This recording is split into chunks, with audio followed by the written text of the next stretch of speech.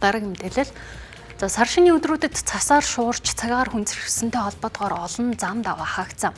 За үүнтэй холбоотойгоор олон тээврийн хэрэгслийг хамарсан осол гарч Эрдэнэт хүний амнаас ирсэн. Тэгвэл замыг засах цэвэрлэх үүрэгтэй зам засвар арчилтын компани ажилтнуудын цалин цагаан сарын өмнө буужээ. За автозам засвар арчилтын компаниуд сар шинийн үеэр бүрэн бүрэлдэхүүнээрээ ажилласан ч хүн хүч техник хэрэгсэл хангалтгүй байсан нь хүндрэл учруулсан байна. Сар шинийн өдрүүдээр зам тээврийн ослын шинжтэй 1600 орчим дуудлага мэдээлэл бүртгэгдсэн байна. Чухам хэдэн хүн осол дуртаж амиа алдсан талаарх мэдээллийг өгөх боломжгүй гэсэн юм. Харин ославарын шалтгааныг ийм тайлбарллаа. Нэгдүгээрт хурд хэтрүүлэх зөрчил, хоёрдугаарт хөөс төрүүл хөлийг хоригдсан нөхцлөөр хийснээс болж одоо өөдөөс ирж байгаа хэрэгэлтэд мөргөлдөх, онхолдох төрлийн ослоо зөнхөлж байлаа. За гурав дахь шалтгаан байгалийн давагч шүүгчийн зөвлөлөөс шалтгаалсан цасан шуургатай холбоотой үзэгдэх хязгаарлагдмал байсантай холбоотой ослууд бас нэлээд бүртгэгдэж. За ихэнх тохиолдолд бол бүх ослын шалтгаан нөхцөл хурдтай юм уялдаад байна л да. Тэгэхээр хурдаа тохируулж байгаа гэдэг сэрвүүлэг мэдээлэл бол тогтмол өгч ажиллаж байгаа. За мөн хяналт тавьж ажиллаж байгаа. Сар шинийн баяраар цагдаагийн байгууллага одоо өндөржүүлсэн бэлэн байдлын нэгдүгээр зэрэгшилжээд бүрэн бүрэлдэхүүнээр ажилласан. Улсын хэмжээнд автозамын засвар арчилтын 20 компани үйл ажиллагаа явуулдаг. Тэд дунджаар 20-50 ажилтнтай багадаа 80 км, ихтэй 300 км орчим замыг хариуцдаг.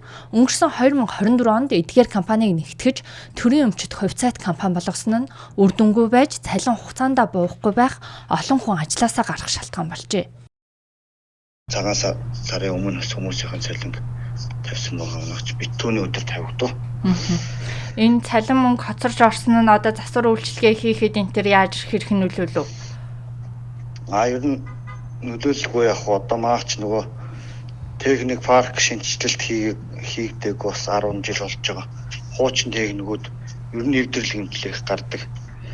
Тэгээ энэ нэвтрэл хэмжил одоо мөнгө төгрөг санхүүжилтээс бас шалтгаалаад сэлбэг хэрэгсэл хоёрдугаар бас хүмүүсийнхаа цалин цагийг авахгүй болохоор хүмүүс бас эхнээсээ ажиллаа бас зорхохтой ажилласаа гарах тийм бас зүйлүүд тохиолдож байгаа тэгэхэд.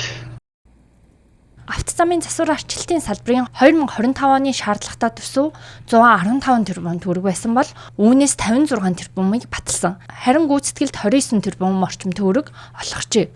Өөрөөр хэлбэл автозамын засвар арчилтын компаниуд шаардлагатай төсвийнхөө 4/1-ээр үйл ажиллагаа явуулж байна. Иймээс техник тоног төхөөрөмжөө шинжилж чадахгүй цөөн хүн хүчээр ажиллах болжээ. Мөн ажилтнуудын нийгмийн даатгалын шимтгэлийг 2024 оны 11-р сараас 2025 оны 6-р сар хүртэл төлөөг байна. За ер нь энэ ажзааны маань улсууд бол хардсан гоо өнөөдрийн байдлаар хүнчний бол гайгүй байна. Нэгдний үдид бол нөгөө цалингаа өгөөг 1 2 3 4 сард тэгээ бүтэс асуудал чийддэггүй байх үед бол олон ажилчид ажилласаа гарч ажзаан дээр нэлээд хүндрэл гарч ирсэн бол энэ жил хардсан гоо одоо гайгүй байна.